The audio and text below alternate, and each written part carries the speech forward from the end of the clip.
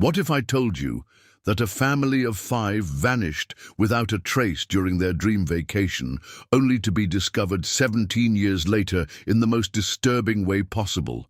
Stay with me, because what happened to the Costa family will change how you see abandoned places forever. This case haunted investigators for nearly 2 decades. No bodies, no evidence, no witnesses, just an empty rental cabin and 5 lives that seemed to evaporate into thin air. But sometimes the earth itself holds secrets we're not meant to find. Before we dive into this chilling mystery, hit that subscribe button and ring the notification bell. Trust me, you won't want to miss what we uncover today. Now, let me take you back to the summer of 1986. My name is Detective Sarah Mitchell, and I've spent the last 30 years investigating cases that others have given up on. Cold cases, missing persons. The kind of mysteries that eat at your soul and follow you home at night. But nothing, and I mean nothing, prepared me for what we discovered about the Costa family in 2003. It was a Tuesday morning when I first heard their names. 5 people who had simply vanished during what should have been the perfect family vacation. Miguel Costa, 42, a successful architect from Phoenix. His wife Carmen, 38, a high school teacher with an infectious laugh. Their 3 children, Elena, 16 and academically gifted, twins, Marco and Sofia, both 11 years old and inseparable. They were living the American dream until that summer, when their dream became everyone's nightmare. The Costa family had planned their Utah vacation for months. Miguel had always been fascinated by the state's geological wonders, and Carmen shared his love for wide-open spaces and star-filled skies. They rented a remote cabin 20 miles outside Moab, nestled in a valley that seemed carved by gods themselves. Red rock formations jutted from the earth like ancient sentinels, creating a landscape both beautiful and somehow ominous. The cabin belonged to an elderly rancher named Earl McKenna, who had been renting it to tourists for 15 years without incident. It was rustic but comfortable, with 3 bedrooms, a stone fireplace, and a wraparound porch that offered breathtaking views of the surrounding canyon lands. McKenna later told investigators that the Costa family seemed genuinely excited when they arrived on July 15, 1986. Elena was already planning hiking routes, while the twins chattered about catching lizards and finding arrowheads. Carmen had called her sister in Phoenix on July 17th, 2 days into their vacation. The conversation lasted nearly an hour, filled with Carmen's enthusiastic descriptions of the landscape and the children's adventures. She mentioned that Miguel had found some interesting rock formations about a mile from the cabin and was planning to take the whole family on an exploration hike the next morning. That was the last anyone heard from any of them. Earl McKenna arrived at the cabin on July 22nd, expecting to greet the departing family and collect the keys. Instead, he found an empty building. The Costa family's car was still parked outside, their belongings scattered throughout the rooms as if they had simply stepped out for a moment. Breakfast dishes sat on the kitchen table, half-eaten bowls of cereal with milk that had long since curdled. Carmen's reading glasses lay open beside a paperback novel, bookmarked at page 127. The local sheriff's department launched an immediate search operation. Dozens of volunteers combed the rugged terrain, calling out the family's names until their voices echoed off the canyon walls. Search dogs picked up the family's scent, leading away from the cabin toward the rock formations Miguel had mentioned to Carmen. But the trail went cold at a cluster of sandstone boulders about 3/4 of a mile out. Helicopters buzzed overhead for days, their rotors disturbing the desert peace as they searched for any sign of the missing family. The terrain was unforgiving, deep ravines, hidden caves, and loose rock that could give way without warning. One search volunteer, a local rancher named Pete Williams, fell into a concealed crevice and broke his leg. The accident highlighted just how dangerous the landscape could be, especially for a family with young children. Days turned into weeks, and the initial urgency began to fade. The media picked up the story, running headlines like, Family of 5 vanishes in Utah desert, and where are the Costas? Miguel's architectural firm in Phoenix offered a $10,000 reward for information leading to the family's whereabouts. Carmen's school district organized fundraisers and prayer vigils, but leads were scarce and growing colder by the day. The investigation revealed few clues. The family's credit cards hadn't been used since July 16th, when Carmen had purchased groceries in Moab. Their bank accounts remained untouched. Miguel's passport was found in their luggage at the cabin, ruling out any theory that they had fled the country. The FBI eventually joined the investigation, considering the possibility of abduction, but there were no ransom demands or suspicious individuals reported in the area. As autumn arrived and the search scaled back, theories began to emerge. Some believed the family had encountered foul play from drifters or drug runners known to operate in the remote desert areas. Others suggested they had become lost during their planned hike and succumbed to the elements, their bodies hidden in one of the countless caves and ravines that dotted the landscape. A few whispered about more supernatural explanations, noting the region's history of unexplained disappearances dating back to Native American legends. The case officially went cold in March 1987, though Miguel's brother Carlos continued to fund private investigators for several more years. Annual memorial services were held in Phoenix, and Carmen's sister Sofia, named after one of the missing twins, never stopped believing that someone, somewhere, knew what had happened to her family. The cabin was eventually sold to new owners, who reported nothing unusual during their tenure, except for the occasional curious visitor hoping to glimpse the site of the famous disappearance. 17 years passed. 17 years of unanswered questions and gradually fading hope. The Costa family became one of those cases that veteran investigators mention in hushed tones, a reminder that sometimes people simply vanish without explanation. New owners came and went at the cabin property, and life moved on, as it always does, until the summer of 2003 when everything changed. Dr. James Harrison was a respected archaeologist from the University of Colorado, specializing in ancestral Puebloan cultures. He had received permission to conduct a survey of the area surrounding the old McKenna property, searching for evidence of ancient settlements that might have been overlooked by previous researchers. The current landowner, a developer named Richard Torres, was hoping Dr. Harrison's work might add historical value to the property before he began construction of a luxury retreat center. Dr. Harrison arrived with a small team of graduate students on June 15, 2003. They established their base camp near the site where the old cabin had stood. It had been demolished 5 years earlier after a kitchen fire made it uninhabitable. The archaeologist was particularly interested in a series of natural rock shelters about half a mile from the former cabin site, areas that seemed likely to have provided temporary shelter for ancient peoples traveling through the region. The team spent their first week cataloging surface artifacts and mapping the terrain using ground-penetrating radar. It was precision work that required patience and attention to detail, qualities that Dr. Harrison possessed in abundance. His students later recalled that he seemed unusually focused during those first days, almost as if he sensed they were on the verge of an important discovery.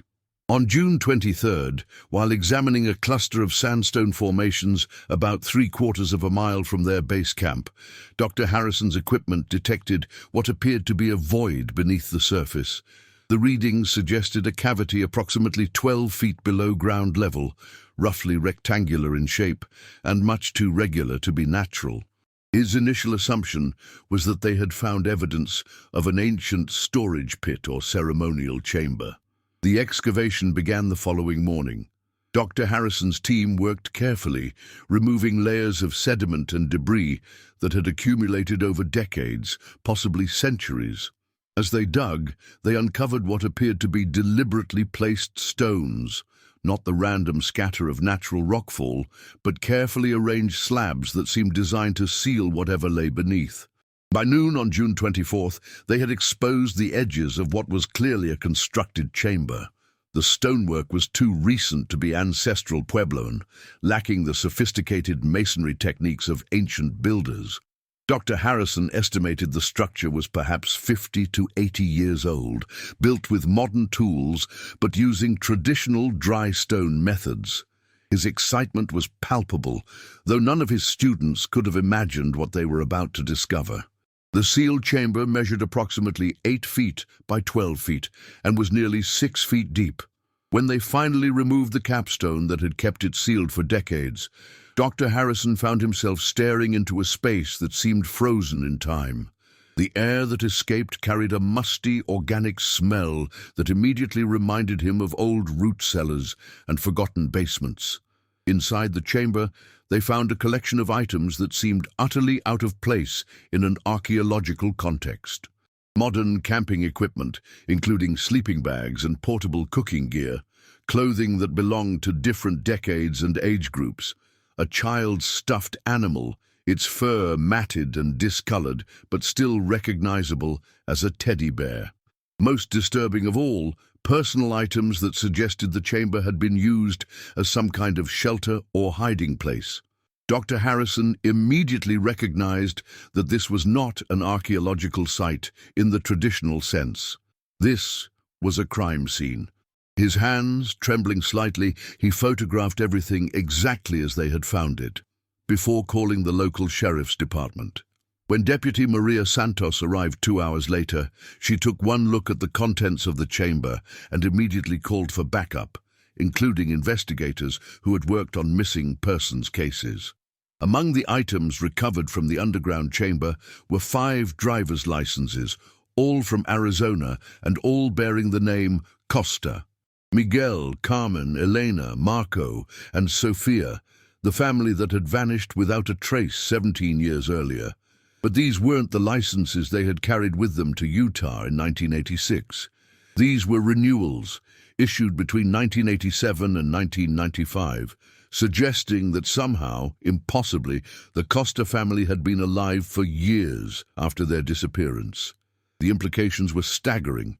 If the family had survived their initial disappearance, where had they been living? Who had helped them obtain new identification documents?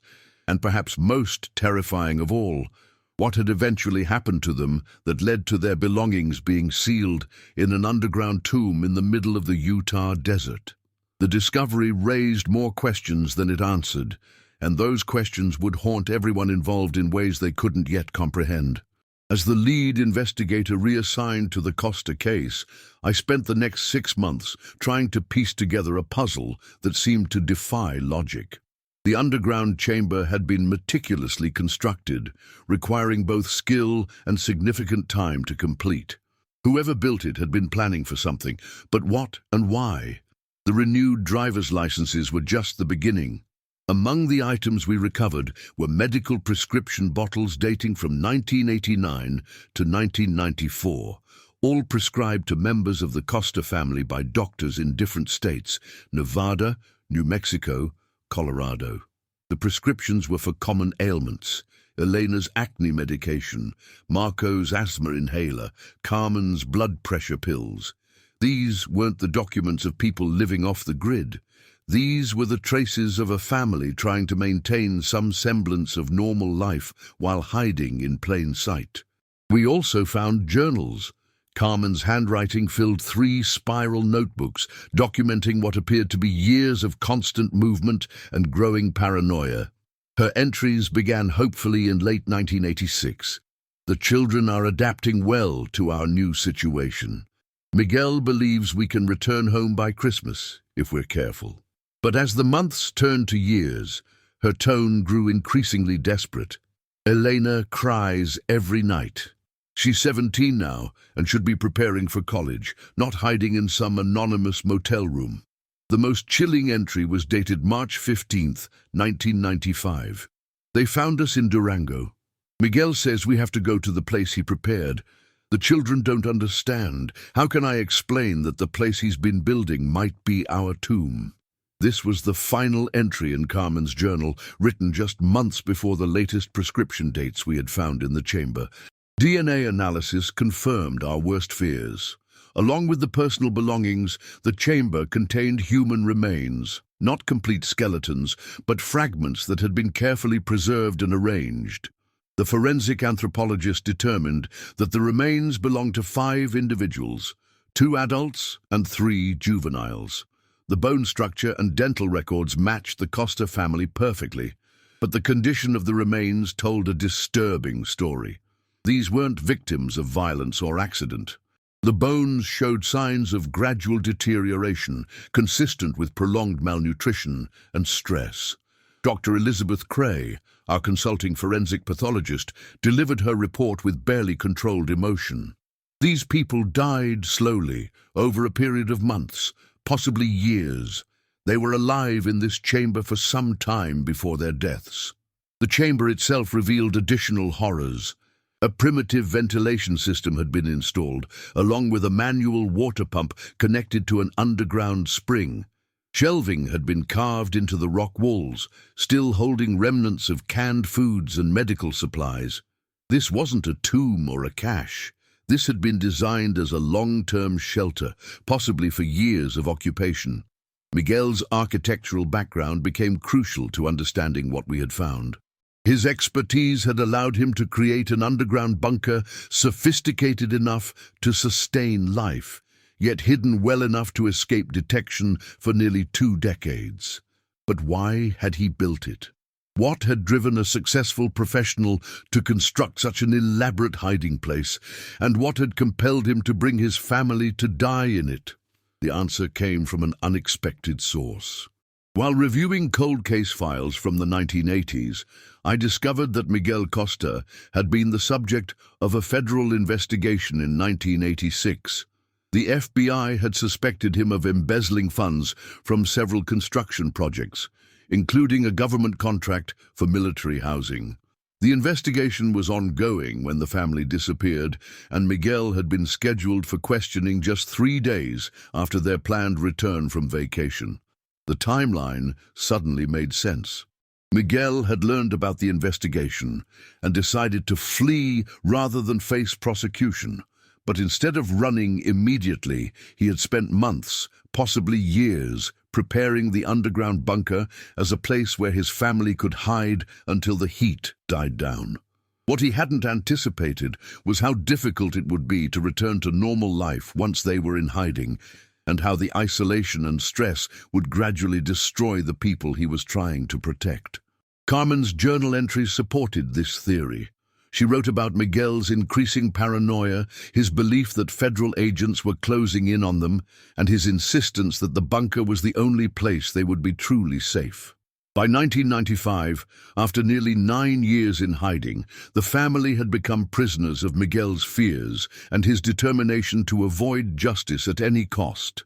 The final pieces of the puzzle came from forensic evidence found in the chamber. Scratches on the interior walls suggested desperate attempts to claw through solid rock. The ventilation system had been damaged from the inside, possibly in a deliberate attempt to end their suffering. Most heartbreaking of all, we found children's drawings. Elena, Marco, and Sophia had continued to create art, even as their world shrunk to the dimensions of their underground prison. Dr. Harrison's archaeological discovery had revealed one of the most disturbing family tragedies in modern American history. The Costa family hadn't been victims of random violence or natural disaster. They had been victims of one man's pride and paranoia, led by a father who chose to destroy his family rather than face the consequences of his actions. The bunker that was meant to be their salvation had become their tomb, sealed away from the world until time and chance brought an archaeologist to the exact spot where 5 lives had ended in darkness and despair. The investigation into Miguel Costa's financial crimes revealed the full scope of his deception. Federal records showed that he had systematically stolen over $3 million from construction projects between 1982 and 1986, using a complex network of shell companies and fraudulent invoices. The money had funded not only the construction of the underground bunker, but also the family's years in hiding, fake identities, cash payments for medical care, and the constant movement from state to state that Carmen had documented in her journals. What emerged was a portrait of a man who had convinced himself that his crimes were justified, that the system was corrupt, and he was simply taking what he deserved. Miguel's brother Carlos, when finally contacted by investigators, revealed that Miguel had always harbored anti-government sentiments and had spoken frequently about the need to disappear if the authorities ever came for him. Carlos had assumed it was just talk, the idle fantasies of a man who watched too many conspiracy theory documentaries.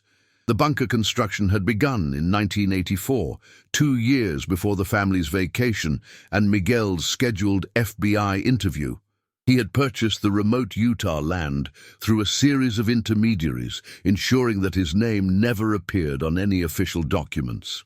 The excavation had been done gradually, during weekend trips that Miguel had claimed were fishing expeditions with friends.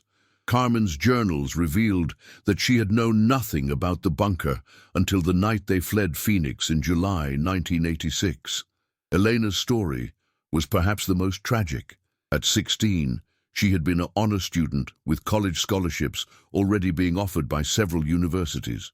Carmen's journals described her daughter's gradual transformation from a bright, optimistic teenager into a depressed young woman who spoke increasingly of suicide. Elena's last drawing, found in the bunker, showed a figure climbing toward a bright light at the top of a deep well. She had been 24 when she died, having spent 8 years of her life as a fugitive for crimes she had never committed. The twins, Marco and Sofia, had been only 11 when the family disappeared.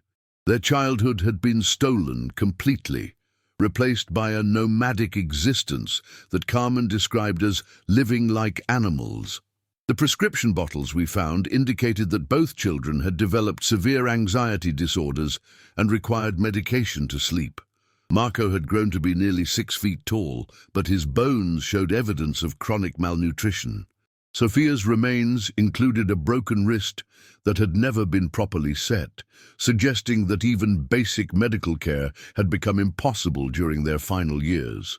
Carmen's journals revealed the family's desperate attempts to create some semblance of normalcy during their years in hiding.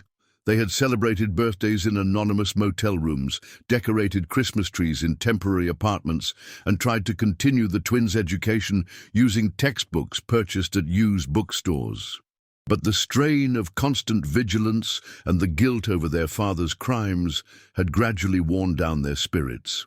The final year, 1995, had been the worst. Miguel's paranoia had reached delusional levels, and he had become convinced that federal agents were tracking them through their medical prescriptions and school enrollments.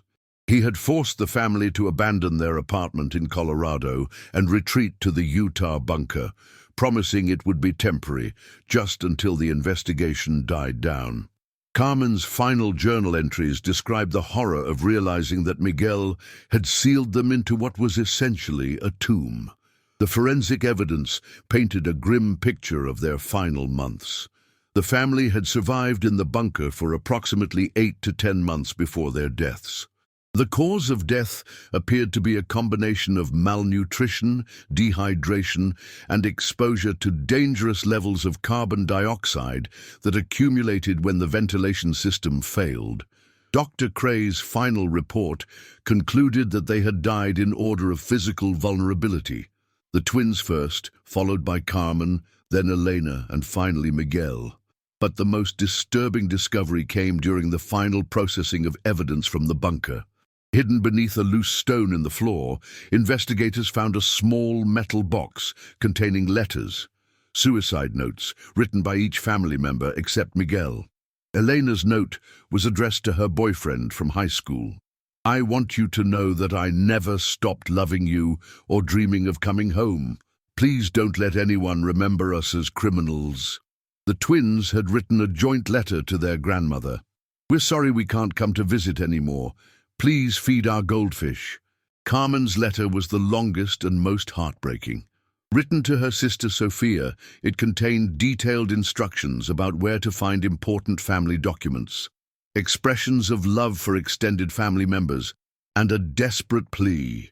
Please help people understand that we were victims too. Miguel thought he was protecting us, but we became prisoners of his fears. Tell everyone that we never stopped hoping to come home. The absence of a note from Miguel suggested that he had been the last to die, and had perhaps been responsible for sealing the chamber from the inside. Scratches on the underside of the capstone indicated that it had been moved into place by someone within the bunker, trapping them all in their underground tomb. Whether this had been a final act of mercy or the ultimate expression of his controlling nature, we would never know. The Costa family case officially closed in December 2003, but its impact continued to ripple through the law enforcement community and the families affected. Miguel's brother Carlos finally learned the truth about his siblings' fate, though he would later say that he wasn't sure if knowing was better than wondering. Carmen's sister Sophia, who had spent 17 years hoping for a reunion, struggled with the revelation that her family had been alive for years but had never reached out for help. The property where the bunker was discovered became the subject of intense legal battles. Richard Torres, the developer who had commissioned Dr. Harrison's archaeological survey, found his plans for a luxury retreat indefinitely delayed as the site was designated a crime scene and eventually a historical landmark. He later sued Dr. Harrison's university, claiming that the discovery had destroyed his investment, though the case was eventually dismissed. Dr. Harrison himself was profoundly affected by what he had uncovered. In interviews years later, he described the discovery as both the most significant and most disturbing find of his career. He established a scholarship fund in memory of Elena Costa, providing financial assistance to young women studying architecture, a field Elena had expressed interest in before her life was derailed by her father's crimes. The FBI investigation that had originally targeted Miguel Costa was officially closed, with notations that the subject had died while evading federal custody. The $3 million that Miguel had stolen was never recovered, though investigators suspected it had been converted to cash and hidden in various locations throughout the Southwest. Despite extensive searches, no additional caches or hiding places were ever found. The case became a subject of academic study, particularly in the fields of criminal psychology and family dynamics. Dr. Amanda Rogers, a forensic psychologist at Stanford University, published a comprehensive analysis titled The Costa Family, a study in patriarchal control and familicide by proxy. Her work examined how Miguel's criminal behavior had escalated from financial fraud to what she termed slow-motion family murder. Media coverage of the Costa case was extensive but controversial. Several true crime podcasts featured the story, though Carmen's sister Sophia filed complaints against programs that she felt sensationalized the family's suffering. A proposed television movie was cancelled after Sophia and other family members organized protests, arguing that the story was too recent and too painful for commercial exploitation. The underground bunker itself was eventually filled with concrete and sealed permanently. The site is marked only by a small plaque reading, "In memory of Carmen, Elena, Marco, and Sofia Costa, beloved family members, lost to fear." Miguel's name was deliberately excluded from the memorial, a decision that sparked debate about justice, forgiveness, and the responsibility of perpetrators even in death. Local authorities in Utah implemented new protocols for investigating missing persons cases in remote areas, including mandatory ground-penetrating radar surveys and consultation with geological experts who might identify artificial underground structures.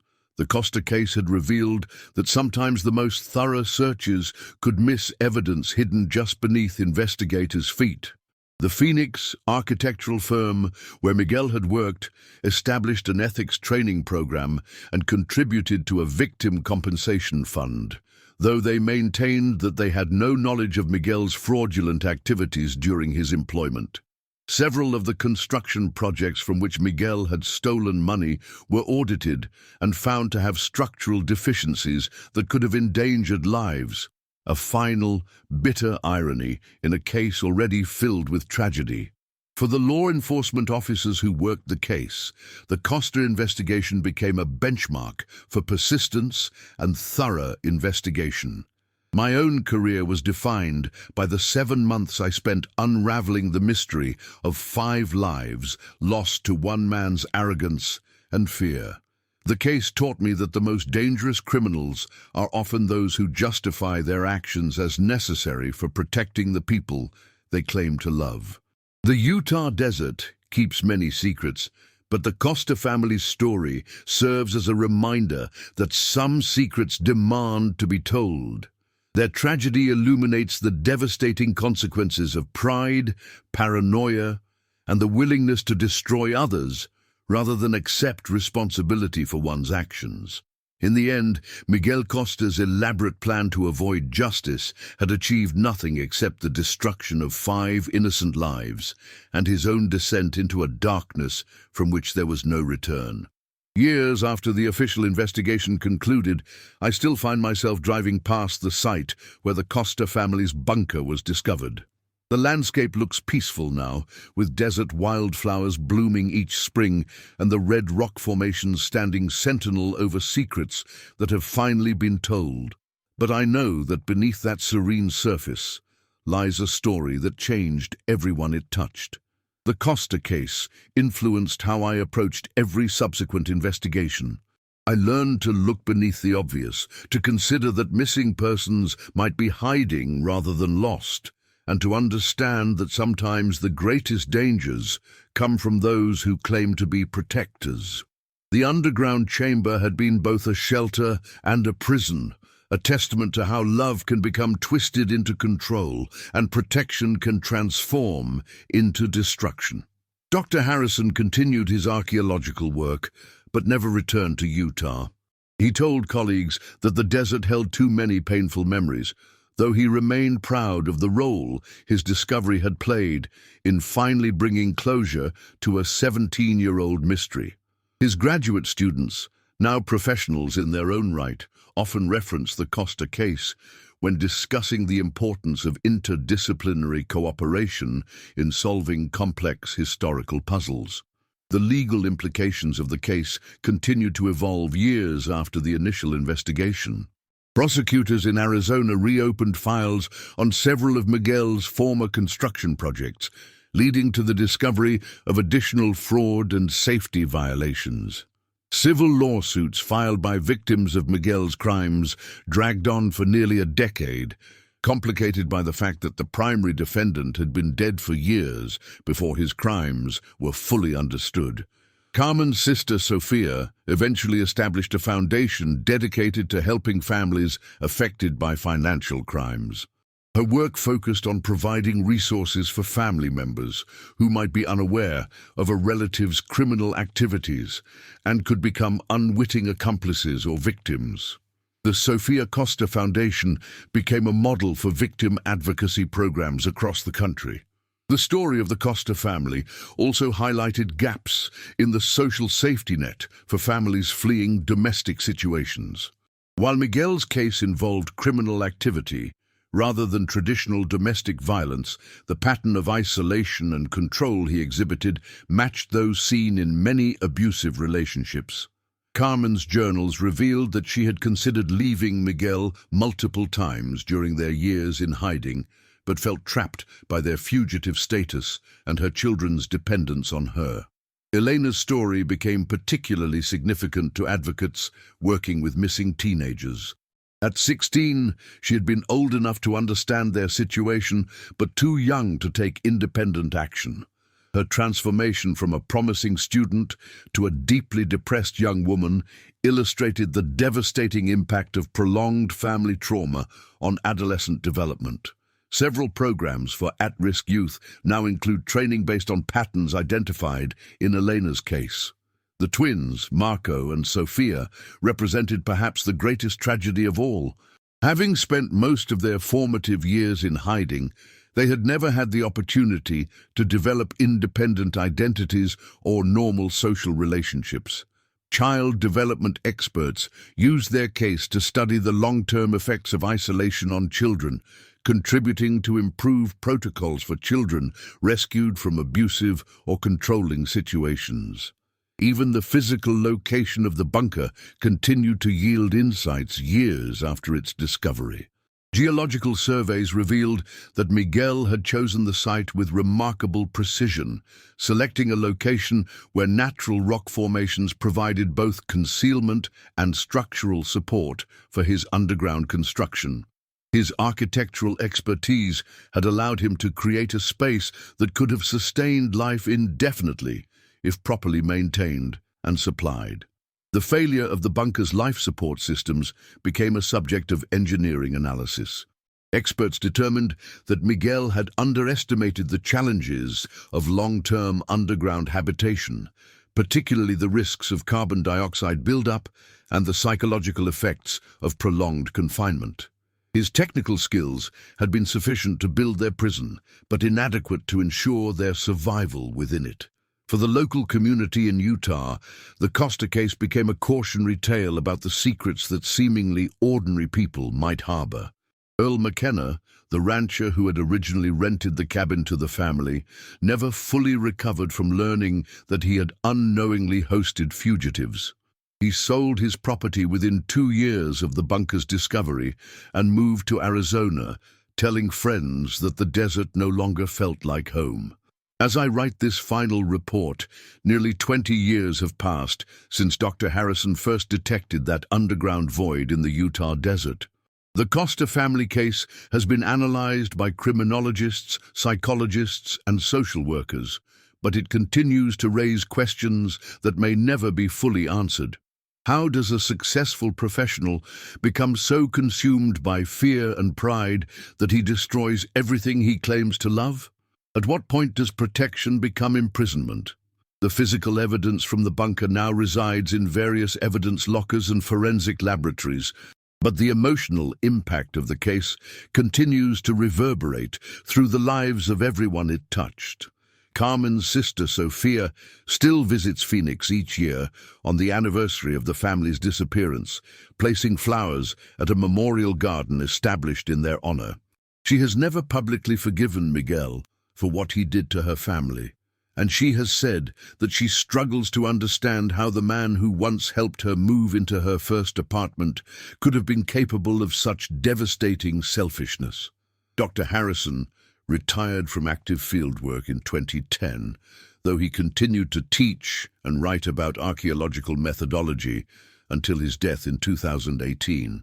His students remembered him as a man haunted by the knowledge that scientific discovery could sometimes reveal humanity's darkest capabilities. In his final published paper, he wrote, "Archaeology teaches us that every human settlement tells a story. Sometimes those stories celebrate human achievement and ingenuity. Sometimes they document our capacity for unspeakable cruelty." The FBI agents, who had originally investigated Miguel's financial crimes, expressed mixed feelings about the case's resolution. While they were satisfied that justice had ultimately been served, several agents involved in the original investigation struggled with the knowledge that their pursuit had indirectly led to the deaths of 4 innocent people. The case became a subject of study in FBI training programs, highlighting the unintended consequences that can result from criminal investigations involving families.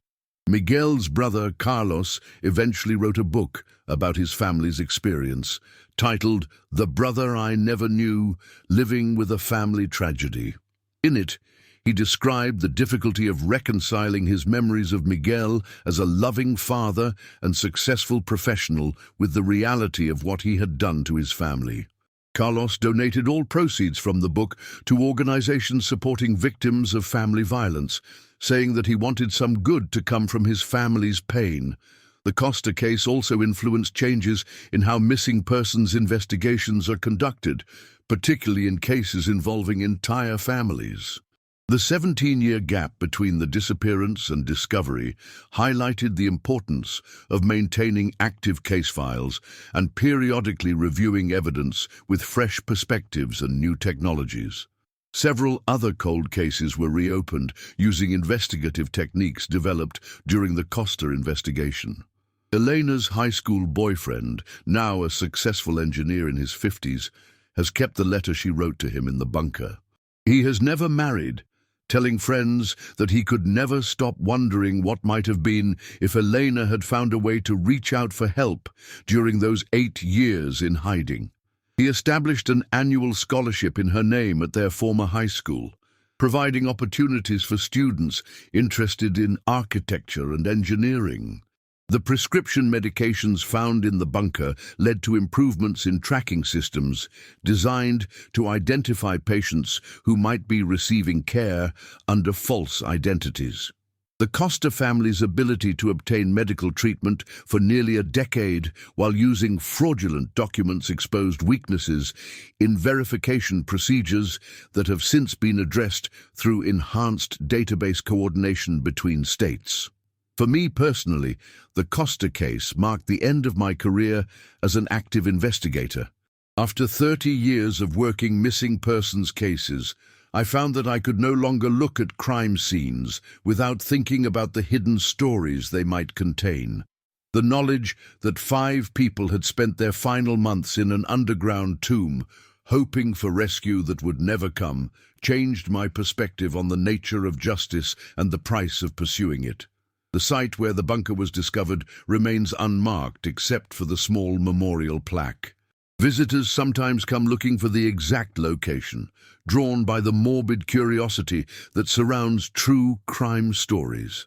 But the desert keeps its secrets well, and most people pass by without realizing they are walking over ground that once contained one of the most heartbreaking family tragedies in American criminal history.